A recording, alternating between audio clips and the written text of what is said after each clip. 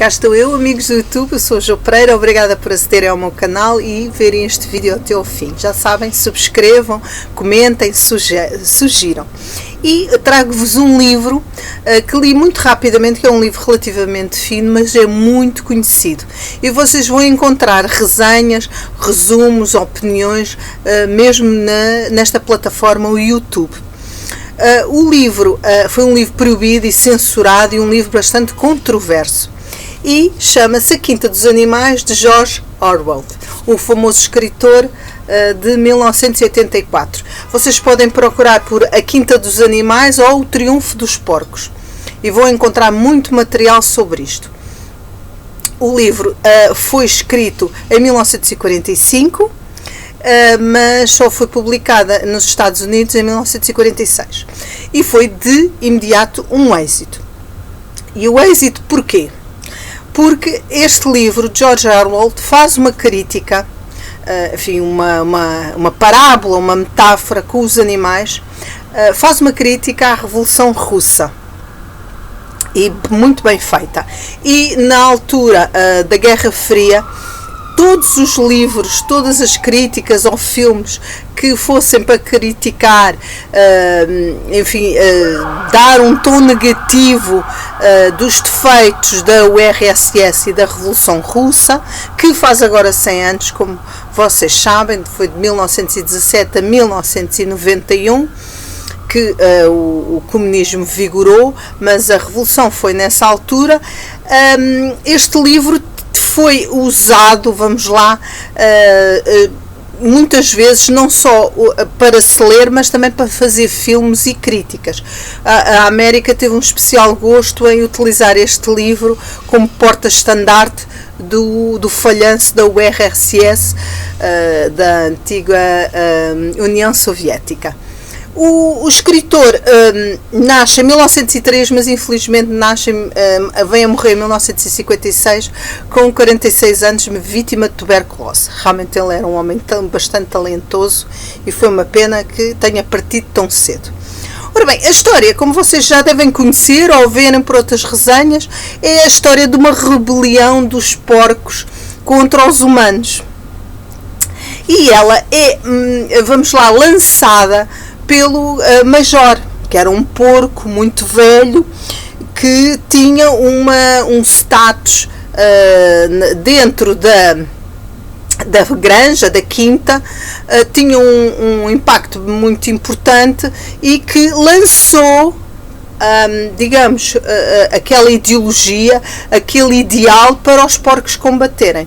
O Mr. Jones, o Sr. Reis, como tem as traduções, o dono da quinta, humano, bebia e não cuidava dos animais. E o Major veio a fazer a elucidação, vamos lá, a fazer com que toda aquela família de animais se revoltasse e fosse mais feliz. E deixam uns preceitos muito específicos, por exemplo, andar de 4 patas é bom, andar de 2 é mau, não beber álcool, não se estica como os humanos, não se deitar em camas com lençóis, etc. Ele deu uma série de pretextos e de diretrizes para todos os animais se darem bem. Portanto, pode-se dizer que este porco, o Major, era a ideologia. E no paralelismo com a Revolução Russa, pode-se dizer que ele é o Marx. Ou seja, ele vem a lançar aqueles ideais para a comunidade seguir.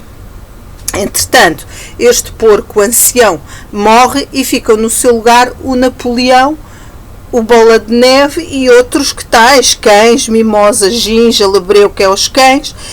Temos o Trovão, que é um cavalo sério e correto, cheio de ideais, a pessoa mais coerente e mais pura dentro de todo o livro e em toda a situação, e com algum cérebro.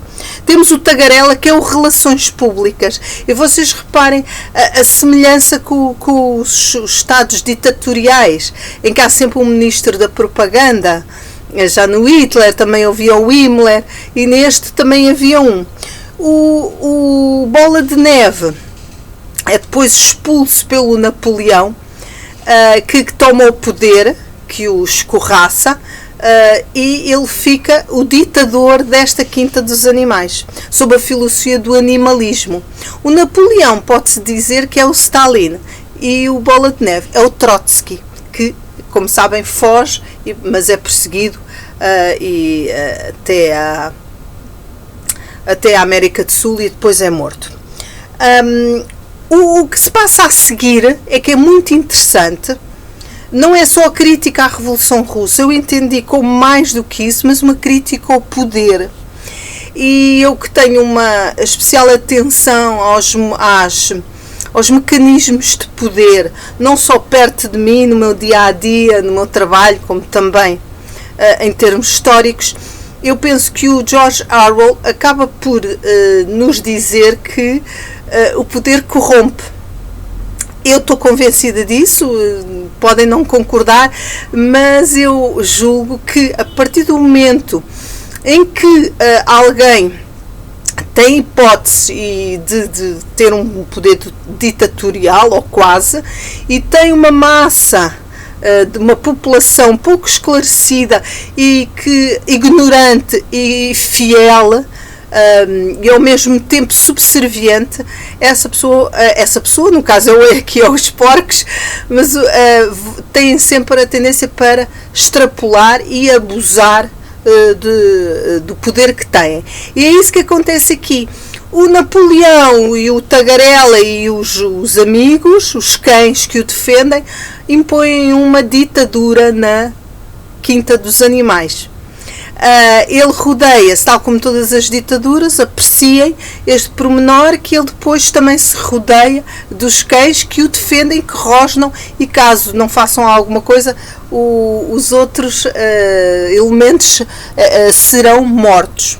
Ao mesmo tempo também fazem uma lavagem ao cérebro, tudo o que fizeram de mal, confessem que não vos vai acontecer nada.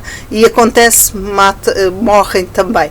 Tal como nestas ditaduras, há uma manipulação das massas que sentem-se escorraçadas, cheias de medo, uma espécie de tortura, que têm que confessar que fizeram mal isto ou aquilo, e afinal não é nada de mal. A desconfiança, a insegurança do poder ditatorial também aparece aqui com o Napoleão e com os seus algozes, os seus capangas, que o mantêm seguro. O outro aspecto muito interessante é ter relações públicas, um indivíduo que anda ali a dizer que estão melhor desde os tempos dos humanos. Eles depois já nem se lembram e já nem têm ponto de comparação e pensam que é verdade. Portanto, há uma alienação da população, dos porcos e das galinhas e dos gansos e de todos eles, que acreditam que sim, que passaram muito pior quando as coisas ficaram na mesma, ou ainda piores do que estavam com os humanos. O próprio facto do poder ditatorial, mais tarde ou mais cedo, acaba por cair na decadência. Aqui aparece muito bem espelhado com o vinho, com o whisky. Todos os ditadores, e isso encontra-se bastante até naqueles ditadores africanos que são decadentes, sem rumo. Temos vários casos de Amin, Mobutu e outros que chegavam até a praticar canibalismo. Eles, toda aquela omnipresença, omnipoder os acaba por os adulterar, e eles precisam de algo para os sentir vivos, e então é na bebida, ou como os romanos, não era só na bebida, era na comida, era no sexo, era em tudo. De cair naquele extremo absurdo, como que calham todos os ditadores cegos e egoístas. E esta Revolução Russa, este comunismo deu nisso, mas não é que seja só apanágio desta ideologia, é apanágio de todas as religiões, de todas as religiões, não, peço desculpa, de todas as políticas e de todos os ditadores. Porque a partir do momento em que ficam no poder, eles pensam só neles próprios.